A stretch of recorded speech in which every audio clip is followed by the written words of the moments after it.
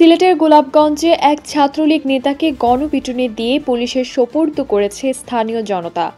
গতকাল বুধবার ১৪ মে রাতে স্থানীয় হেতিমগঞ্জ বাজারে এই ঘটনা ঘটে।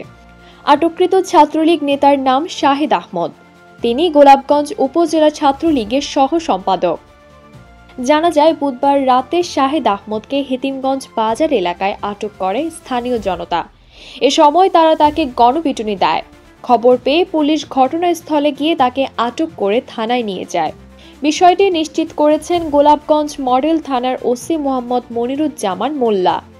তিনি জানান, স্থানীয় জনতা তাকে আটক করে পুলিশে দিয়েছে। তার বিরুদ্ধে বৈষম্য বিরোধী ছাত্র আন্দোলনের সময় হামলার ঘটনায় মামলা রয়েছে। তাকে আজ বৃহস্পতিবার ১৫ মে আদালতে পাঠানো হয়েছে। Salma Subha Anika, GV television.